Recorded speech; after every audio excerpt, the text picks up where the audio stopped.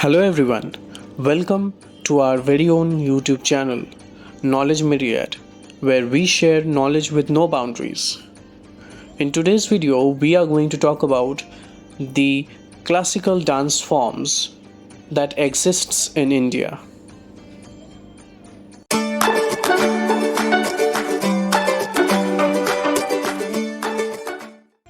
India's classical performing art germinated from theory. Ancient texts of Natya Shastra consist of 6,000 poems in 36 chapters describing the foundations of music, dance, and literature. The Art Encyclopedia, written by Bharata Muni, gives details of specific limb movement and facial expressions that dance must incorporate. Colorful, enchanting, and entrenched in local folklore and tradition, India's classical dance forms sit at the heart of the country's vibrant culture. Here's a look at the ancient classical dance forms in India.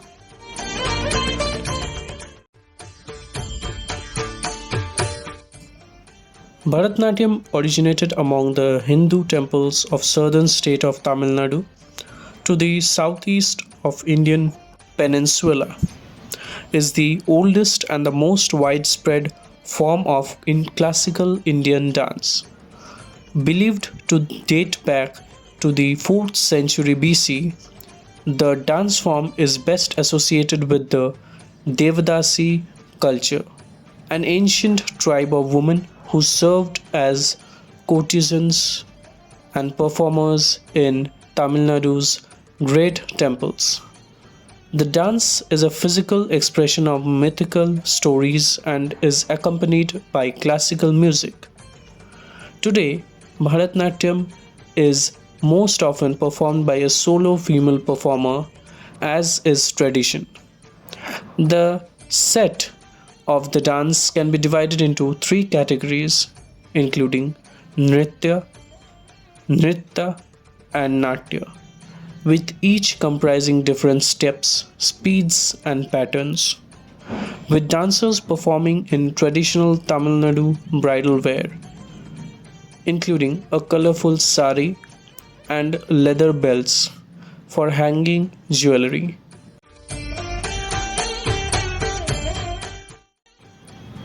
Kathak is originated among the traveling Kathakar, that is storytellers of northern India, and the dance form was cultivated in Varanasi, Lucknow, and Jaipur.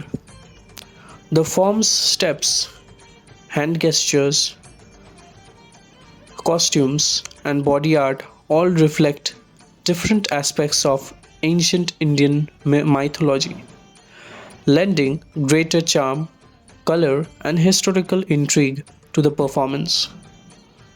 Kathak is distinguished by the tapping footwork that is emphasized because of the ghungru, an accessory of small bells stitched to an ankle belt that the dancer has on her ankle.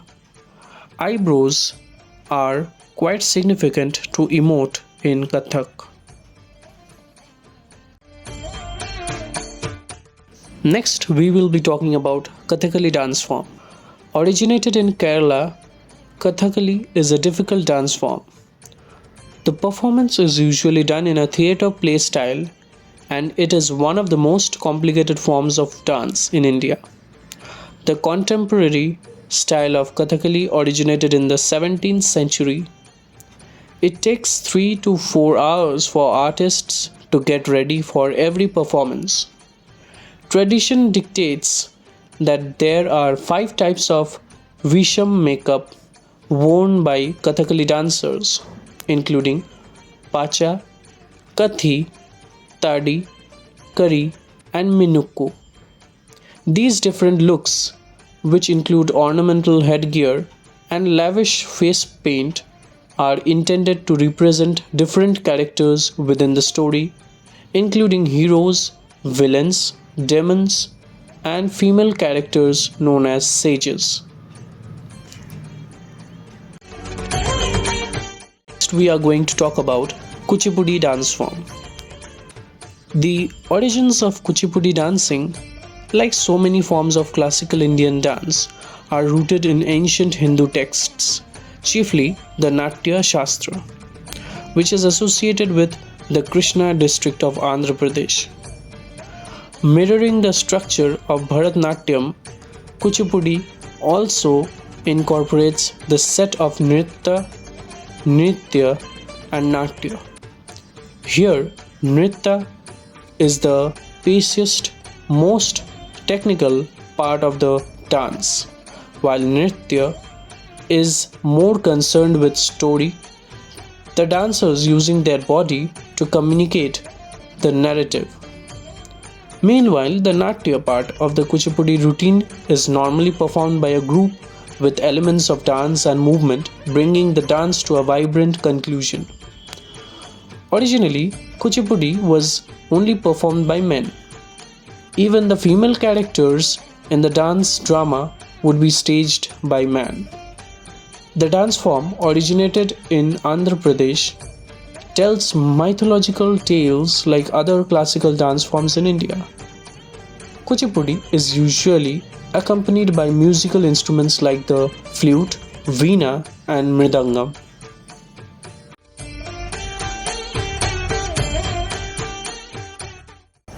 Manipuri dancing. The origins of Manipuri dancing can be traced to the isolated state of Manipur, northwest of India.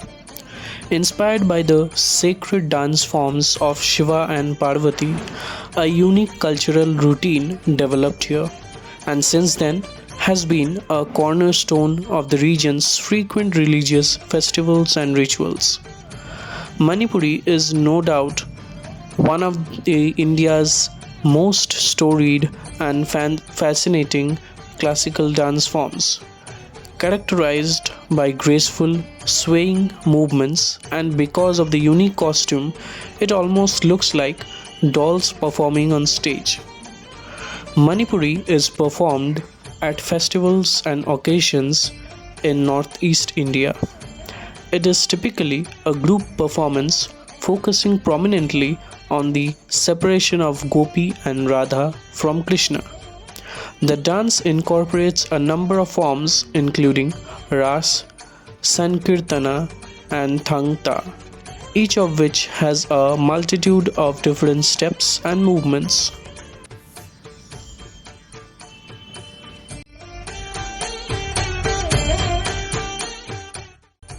Next, we are going to talk about Mohiniattyam dance form. Mohiniattyam originated in the southern state of Kerala in India.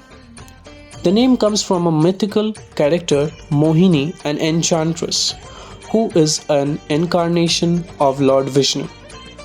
Mohiniattyam follows the Lasya form of dancing with a solo female performer producing light, graceful steps with musical accompaniment.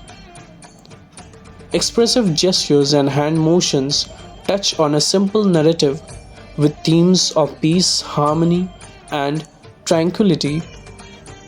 Dancers almost always wear a white or slightly off-white sari, embellished with gold jewelry, as well as a face of brightly colored makeup, which is designed to make her expressions more visible. The dance form was given the contemporary form in the 18th century. Mohiniattyam was infamous for being a dance form of the Devdasis, that is, the temple slaves. Next, we will be talking about Odissi dance form. Based on archaeological evidence, Odissi is considered the oldest form of classical folk dancing in India. Findings place that the origins of the dance at the Hindu temples of Odisha on India's spectacular eastern seaboard, where it is thought to have been performed since at least 500 BC. The theoretical background of Odissi dancing is well documented in the ancient Sanskrit text, while its steps, forms, and unique hand gestures are found inscribed on the sculptures and murals of Odisha's Hindu temples and shrines. Odissi routines are based on mythical stories, devotional poems, and spiritual messages from Hindu texts, with dancers relying on abhinaya, that is expression, and mudras, gestures, to convey the meaning. Odissi is a form of dance, drama, and a dancer, typically female, uses her facial expressions and limbs to express the art of form.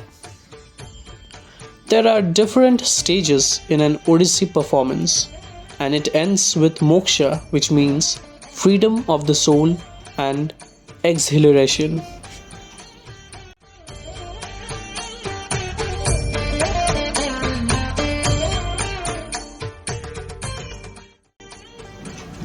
Finally, we are going to talk about Sattriya dance form. Introduced in the 15th century, Sattriya dancing came about through Vaishnava, the patron saint and cultural reformer of Assam, a state in northeast India.